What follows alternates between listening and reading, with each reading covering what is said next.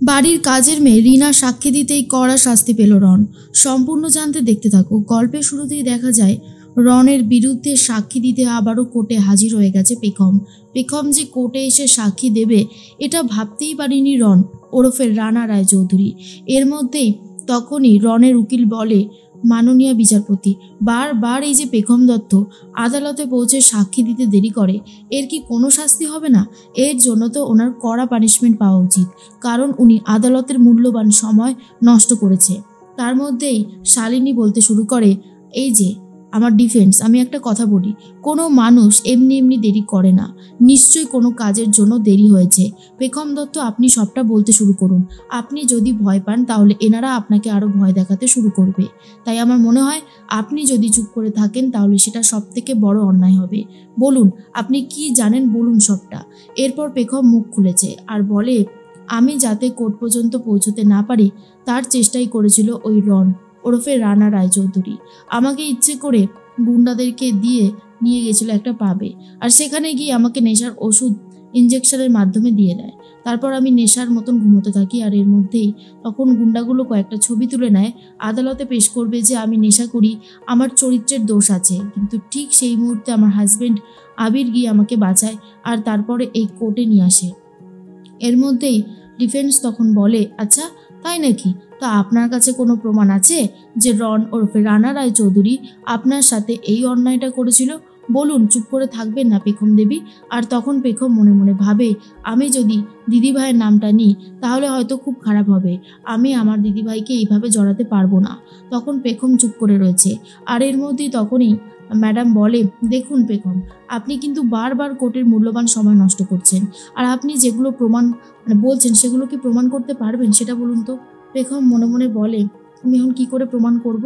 পেখম এটাও বলে, আমি সত্যি কথা বলছি, আমি কোনো মিথ্যে বলিনি, যা বলেছি সেটা একদমই সত্যি কথা। এর মধ্যেই শালিনী ম্যাডাম বলে, পেখম দত্ত যা বলছে সব সত্যি ম্যাডাম, এখানে ভুলের কিছু নেই। আর এই রন ওরফে রানা রায়চৌধুরী বারবার আমার মক্কেলকে হ্যারাস করেছেন, আর উনি বলেছেন আমার মক্কেল এই পেখম দত্তের নাকি মানসিক রোগ আছে, আর সেই জন্য উনি ডাক্তারের প্রেসক্রিপশান দেখিয়েছিল। আমি সেই ডাক্তারের থেকে একটা বয়ান লিখিয়ে নিয়ে এসেছি, সেটা যদি আপনি দেখতে পারেন তাহলে খুব ভালো হয়। এরপর তিনি সেটা দেখেন আর শালিনী ম্যাডাম বলে দেয় যে এখানে স্পষ্ট লেখা আছে মেন্টাল ট্রমার জন্যই ও বিশেষ করে ডাক্তার দেখাতো। কিন্তু এই মেন্টাল ট্রমাটা কেন এসেছিল? ছোটোবেলায় যে হ্যারাসমেন্টটা পেতে হয়েছিল পেখমকে, আজকে সেই জন্যই কিন্তু আমরা এইখানে দাঁড়িয়ে আছি এই কেসেরই বিচার করব বলে। পেখম দত্ত, আপনি যদি কিছু জানান এই ব্যাপারে তাহলে আমাদের সুবিধা হয়। পেখম বলে, আসলে ছোটোবেলাতে যেই ঘটনাগুলো আমার সাথে হতো সেগুলো আমি মেনে নিতে পারতাম না। এরপর যখন আমাকে কেউ ভালোভাবেও কাছে টানতে যেত, গাল ধরতো বা হাত ধরে কথা বলতো, তখন আমার অনেক প্রবলেম হতে শুরু হতো। আমার খুব ভয় লাগতো, মনে হয় আবার বুঝি আমার সাথে এরকম কিছু হতে চলেছে। আর তারপরেই সেই জন্য বিশেষ করে আমি এখান থেকে আস্তে আস্তে কেমন একটা রুগী হয়ে যেতে শুরু করি, তারপরে আমাকে মানসিক রোগীর ডাক্তার দেখানো হয়। আর তার মধ্যেই এরপর বিচারপতি সবটা বুঝতে পারে। অন্যদিকে স্ত্রীর সাথে কথা বলতে থাকে আবির আর বলে, কি ব্যাপার বলতো দিদিভাই, তুই কি চাইছিস আমি সেটাই বুঝতে পারছি না। পেখম আমাকে সব বলেছে, কিন্তু পেখম এটা বলেনি ও কার কথায় কেন ছুটে গিয়েছিল। আমার নিশ্চিত মনে হয় ওকে কেউ ব্ল্যাকমেল করেছিল বা ওকে কেউ কিছু বলেছিল, বিপদের কোনো আভাস পেয়েই ও ছুটে গেছিল। সেটা আমি খুব ভালো মতন বুঝতে পারছি। যদি জানতে পারতাম না দিদিভাই তুই এসবের পেছনে রয়েছিস, তাহলে আমি তোকে কোনোদিনও ক্ষমা করবো না রে। আমি জানি পেখম আমাকে সত্যিটা বলবে না, কারণ যেখানে তুই আছিস সেখানে তোর করা অপরাধগুলোকে কখনো সামনে নিয়ে আসতে দেবে না। পেখম তোকে এতটাই ভালোবাসে, কিন্তু তুই বারবার করে পেখমকে ভুল বলছিস। অবশ্য সেটা তোর দোষ, পেখমের দোষ না, কথাটা মনে রাখিস। এর মধ্যেই মনে মনে ভাবতে থাকে একটা কথাই, যে যা হচ্ছে সেটা ভালো হচ্ছে না, কিছুতেই ভালো হচ্ছে না। আমি রনকে ছাড়াবো কি করে, আমি তো সেটাই বুঝতে পারছি না। এর মধ্যেই শালিনী ম্যাডাম বলে, আমি আরও একটা প্রমাণ জোগাড় করেছি ইওর অনার। আমি যাকে ডাকতে চলেছি সে পেখমের সাথে হওয়া অন্যায়ের সমস্তটা দেখেছে, সে মেন সাক্ষী বলতে পারেন। আর তারপরেই তাকে ডাকা হয় কোর্টে। আর যখনই সেই রিনা ম্যাডামকে দেখেছে রন, তখনই ভয় পেয়ে গেছে আর ভাবে, সর্বনাশ, আমি এনাকে মিস করে গেলাম কি করে, আমি তো ভুলেই গেছিলাম। হে ভগবান, পেখমকে কোর্টে আসা আটকানোটা এতটাই ভেবে ফেলেছি যে আমি এই টপিকটা তো ভুলেই গেছিলাম, এবার কি হবে। তার মধ্যেই রন ভয় পেয়ে যায়। এর মধ্যেই রীনা দাসকে ডাকা হয় আর সে বলে, যা বলিব সত্য বলিব, সত্য ছাড়া মিথ্যা বলিব না। আমার নাম রীনা দাস, আমি পেখম দিদিদের বাড়িতে চন্দননগরে কাজ করতাম। একদিন হঠাৎ করে ছাদে জামাকাপড় মেলতে গিয়ে দেখি এই রন টানতে টানতে নিয়ে যাচ্ছে পেখমকে। পেখম একদমই যেতে চাইছে না। ব্যাপারটা আমার একটু সন্দেহজনক হলো বলে আমি একটু দাঁড়িয়ে দেখছিলাম। তারপরে বুঝতে পারলাম না, কিছুক্ষণ পরে দেখি পেখম দিদি কাঁদতে কাঁদতে বেরিয়ে আসে।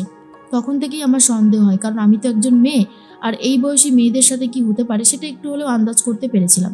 একদিন তো হোলির দিন সমস্ত সত্যিটা সামনে আসে, আর আমিও প্রতিবাদ করায় আমাকে কাজ থেকে বার করে দেয়। তখনই পেখম বলে, যাক ভগবান, এবারে হয়তো সত্যিটা সামনে আসছে, আর এবারে হয়তো রন শাস্তি পেতে চলেছে। তখনই রীনা দাসের কথাটা শুনে নেয় বিচারপতি। এর মধ্যেই ডিফেন্স বলে, এইসব কথা কেন আসছে? এইসব তো মুখে বানানো একটা প্রমাণ, এর তো আদতেও কোনো সত্যি প্রমাণ নেই, তাই না ইওর অনার? আর পেখম দত্ত কি সেই প্রমাণটা দিতে পারবে? পেখম দত্ত বলে, আমি এই সাক্ষীকে নিয়ে এসেছি শুধুমাত্র সত্যিটা বলার জন্য।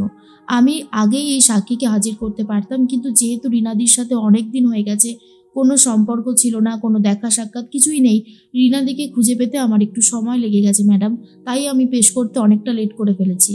এর মধ্যে বারবার পেখমকে জালিয়াতি জোচ্চোর বলায় ডিফেন্সকে কড়া শাস্তি দেবে বলে ঠিক করে বিচারপতি, আর বলে, আপনি যদি আর একটা বারও পেখম দত্তের নামে ভুলভাল কথা বলেন তাহলে কিন্তু এই কোর্ট থেকে আপনি এবার কড়া শাস্তি পাবেন ডিফেন্স। তাই বলছি, দয়া করে আপনি আপনার ভাষা সুমার্জিত করে পেখম দত্তের সাথে কথা বলুন। তখন রনের উকিল বলে, সরি, আমি বুঝতে পারিনি ইওর অনার, আমার ভুল হয়ে গেছে। এর মধ্যেই রন বুঝতে পারে যে স্ত্রীকে দিয়ে কোনো কাজ করানো যাবে না। স্ত্রী বারবার করে একদম ভুলভাল কাজ করছে, না হলে কি আর এরকমটা হতো? আজ আমি ঠিকই ছাড়া পেয়ে যেতাম যদি না পেখম এখানে এসে উপস্থিত হতে পারতো। পেখমের জন্যই আজকে মনে হচ্ছে আমাকে শাস্তিও পেতে হবে। এদিকে আবির বাইরে দাঁড়িয়ে দাঁড়িয়ে চিন্তা করতে থাকে আর বলে, ভেতরে কি হচ্ছে বুঝতেও পারছি না, একবার গিয়ে দেখবো? না, অবশ্য ঢুকতেও তো দেবে না। পেখম বলে, আমি অনেক ছোটবেলা থেকে অনেক কষ্ট পেয়েছি, আমি জানি আমার মতন অনেক মেয়ে এখনো হয়তো কষ্ট পাচ্ছে। এই সমস্ত ভদ্রলোকের পেছনে যাদের আসল মুখোশটা এত নোংরা, তারা যেন কঠিন থেকে কঠিনতর শাস্তি পায়। ইওর অনার, আমার এটুকুই বলার ছিল, আমার এটুকুই দেখানোর ছিল। আমি জানি না আমি আদৌ ওকে শাস্তি দিতে পারবো কি পারবো না, তবে হ্যাঁ, আমি এটুকু বলতে পারি, আমি এই সাহস করে যে এইটুকু আসতে পেরেছি এটাই আমার কাছে অনেক। কারণ এই লোকটা আমাকে খুব জ্বালিয়েছে, খুব অসভ্যতামি করেছে আমার সাথে। শালিনী বলে, ইয়েস ম্যাডাম, এই লোকটার যেন কড়া থেকে কড়া আরও অনেক শাস্তি হয় বড়, যাতে এই মানুষটার কখনো এই রকম মেয়েদের সাথে অন্যায় করার কথা ভাবতে না পারে, আর এনাকে দেখার পর বাকি অপরাধীরাও যদি একটু সামনে চলে আর কি। এর মধ্যেই তখন বিচারপতি রনের জেলের কথা বলে দেয় আর বলে, এই যে মানুষটা যে এত বড় অন্যায় করেছে তার তো জেল হবেই, তাকে শাস্তিটা মেনে নিতেই হবে। রন বুঝতে পারে আর কোনো ব্যাপার নেই, ব্যাস এবারে সে শাস্তি পেতে চলেছে। এরপর যখন পেখম বাইরে যায় আবিরের কাছে, আর আবির বুঝতে পারে কিছু একটা হয়েছে, কিন্তু এখনও পেখম সুখবরটা আবিরকে দেয়নি বলেই আবির বুঝতে পারছে না, কিন্তু পেখম আজকে সত্যি খুব খুশি হয়েছে রনের শাস্তির জন্য।